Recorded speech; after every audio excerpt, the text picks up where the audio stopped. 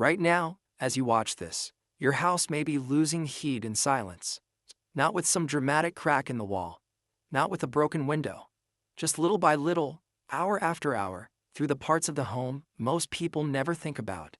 The attic, the roof deck, the empty spaces above your ceiling. And here is the part that sounds crazy. One of the cheapest materials in the hardware store can help fight part of that heat loss. A thin reflective foil. Cheap enough that most people walk right past it.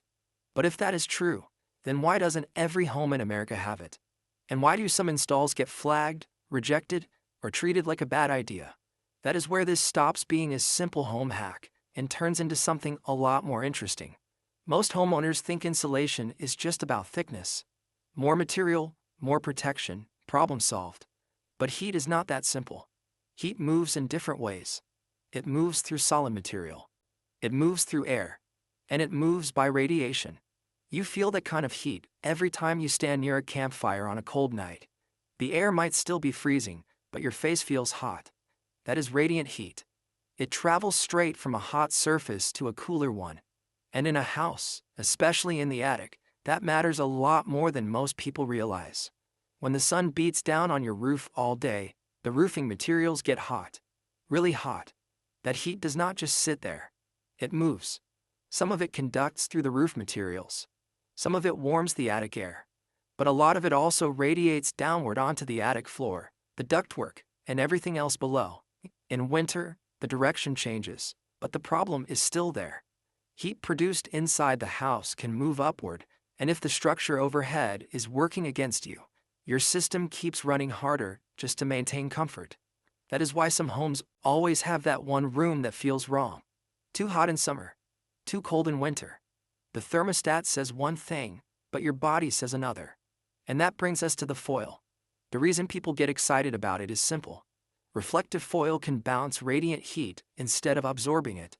That sounds almost too good to be real, which is exactly why so many people either overhype it or dismiss it. Online, you will see wild claims. Some people say it blocks 90% of your home's heat loss forever. Others call it a scam. The truth sits in the middle, and that truth is a lot more useful than either extreme. Here is the honest version. Foil can reflect a very high percentage of radiant heat under the right conditions. That part is real. But that does not mean 90% of your entire home's heat loss disappears. Those are not the same claim. A reflective barrier can be very effective against radiant heat in the right setup, especially in a hot attic. But it does not replace real insulation. It does not stop major air leaks by itself. It does not fix bad ductwork. It does not magically solve every energy problem in the house. So the cheap foil fix is real, but the miracle version of the story is where people get fooled. That is also why this topic gets so much attention. Thin material feels weak. People trust heavy things. Thick bats. Dense foam. Big expensive upgrades. A light sheet of reflective material does not look powerful. But in the outdoors, simple tools often do more than people expect when you understand what they are actually for. A tarp is not a cabin, but used right it can save your night. An emergency blanket is not a sleeping bag, but used right it can help hold precious warmth. Foil in a house works the same way. It is not there to do every job. It is there to do one job well. Now here comes the part most videos get wrong. The foil itself is usually not the real problem. The install is. That is the twist. That is why one person swears by it, and another person says it caused trouble. Reflective foil needs the right setup to do what people claim it does. Most importantly, it needs an air gap. If the reflective surface is pressed directly against another material, a lot of the benefit drops off fast. That shiny layer needs space to reflect radiant heat across open air. Take away that gap, and the whole thing starts turning into a very different product than the one people think they bought. This is where bad installs begin. Somebody staples it tight where it should hang loose. Somebody sandwiches it where it cannot breathe. Somebody lays it straight on top of attic insulation and thinks they just outsmarted the system. Somebody blocks ventilation. Somebody wraps it around areas with wiring like they are wrapping leftovers in a kitchen. Suddenly the product is getting blamed for mistakes the installer created. And once moisture, ventilation, or safety problems enter the picture, you are not talking about a clever energy upgrade anymore. You are talking about a building problem. That is also the real answer hiding behind a title like this one. When people say this stuff is illegal in certain places, what they usually mean is not that a roll of foil is forbidden like contraband. What gets rejected is the installation, the assembly, the way it was used. In some places the issue is moisture. In others it is fire code, flame spread, exposed surfaces, or whether the material is part of an approved system. In some cases the problem is ventilation. In others it is electrical safety. So the word illegal sounds dramatic, but the more accurate word is often non-compliant. And that difference matters, because it tells you where the real danger is. This is why so many homeowners get confused. They hear one guy say, "This stuff is amazing." Then another guy says, "Don't touch it." Both may be speaking from real experience. The difference is usually not the foil. The difference is the house, the climate, and the install. A hot attic in a sunny region is not the same as a cold roof in a damp climate. A vented attic is not the same as a complicated roof assembly. A smart use case in one home can be a dumb one in another. Houses are systems. If you change one part without understanding the whole system, you can create a new problem while trying to fix the old one. So where does this material actually make sense? It makes the most sense where radiant heat is a real enemy. Hot roofs, sunny climates, attics that turn into ovens in summer, homes with ductwork running through the attic, rooms below the attic that are always hard to keep comfortable. In those cases, a properly installed radiant barrier can help reduce the heat load coming down from above. Not in a miracle movie way. In a practical, useful way. The attic can stay cooler. The ducts can work under less stress. The upper floor can feel more stable. Your cooling system may not have to fight as hard during brutal heat. But there is another side to that truth, and this is where trust is built. If your real problem is air leakage, then foil is not your first fix. If your attic is under-insulated, foil is not your first fix. If your insulation is wet, compressed, or poorly installed, foil is not your first fix.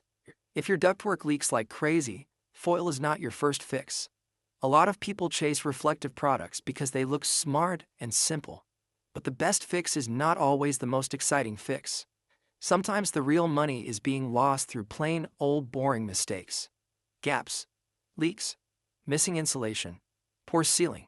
And if those bigger problems stay in place, the foil never gets a fair shot to help. That is why the smartest way to think about reflective foil is as a specialist, not a superhero. It works best when you know exactly what problem you are asking it to solve. If the problem is radiant heat from a hot roof into the attic space, now we are talking. If the problem is a drafty house with weak air sealing and thin insulation, you are starting in the wrong place. The material is not magic. It is a tool. And tools only look magical in the hands of people who understand them. Now let's talk practical logic, because this is the part homeowners actually need. If reflective foil is going to help, it has to be installed in a way that respects airspace, ventilation, moisture, and safety. That means it cannot just be shoved anywhere shiny looks impressive.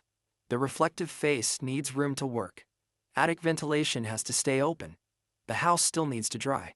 You do not want to trap moisture where it can quietly build over time. And you do not want conductive foil near exposed electrical hazards. This is exactly why a cheap material can become an expensive mistake. Not because the roll itself is dangerous, but because bad installs tend to be done with a lot of confidence and very little understanding. And that brings us to the part nobody wants to hear, but everybody needs to. A good material cannot save a bad install. It cannot save a bad plan, a bad climate match, or a bad understanding of how heat actually moves. This is true in the wilderness, and it is true in a house. If you build a shelter in the wrong place, even good materials will not help much. If you place reflective foil in the wrong assembly, it may underperform, fail inspection, or create moisture trouble that takes months to show up. Problems like that are dangerous because they stay quiet at first. So yes, the cheap foil fix is real. That part is not fake. But the real-world version is smaller, smarter, and more specific than the internet headline version. It does not permanently erase all your home's heat loss. It does not make traditional insulation obsolete. It does not mean every attic should be wrapped in shiny material tomorrow. What it does mean is this: if radiant heat is a major part of your problem, and if the material is installed the right way in the right place, then a low-cost reflective barrier can be a very smart move. And this is exactly why the topic keeps pulling people in. Because hidden inside the hype is a real lesson. Most people are not just wasting money on energy. They are guessing at causes they do not fully understand. They throw more material at the house when the real problem is air, or moisture, or radiant load, or bad venting. The home improvement world is full of expensive answers to the wrong question.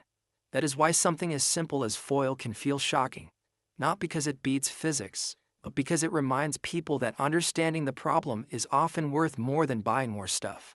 So if you're looking at that title and asking whether this cheap foil is the secret fix, here is the clean answer. It can be part of the answer, sometimes a very useful part, but only when the house, the climate, and the install all make sense together. The reason some installs get rejected is not because the material is cursed. It is because bad installs break the rules that keep a house safe, dry, and efficient. That is the truth hidden under all the hype. And honestly, that truth is more valuable than the clickbait version, because the clickbait version gets attention. The truthful version saves people from making dumb mistakes. It teaches them to ask better questions. What kind of heat am I really fighting? Is the attic the real problem? Is radiant heat the issue? Or am I ignoring air leaks and insulation depth? Will this assembly still breathe and vent the way it should? Is this code compliant where I live? Those questions are not flashy, but they are the difference between a smart upgrade and a shiny regret. In the end, this story is not really about foil. It is about knowing what a tool is for. In the outdoors, simple gear works when you understand the conditions. A blade is only useful if you know where to cut. A fire is only useful if you know where to build it. A reflective layer is only useful if you know what kind of heat you are fighting. A house is no different. Cheap materials can do impressive things, but only when the person using them knows the job. And here's the part that should really make you stop and think. In a lot of homes, even a perfect radiant barrier is not the first fix that will save the most money. There are still a few stubborn places where homes bleed energy before foil ever gets a chance to matter. They are easier to miss, easier to ignore, and in some cases cheaper to fix than a full reflective install. Which means the craziest part of this whole story may not be the foil at all. It may be the fact that most people are chasing the shiny solution before fixing the 3 silent mistakes already costing them more every single month.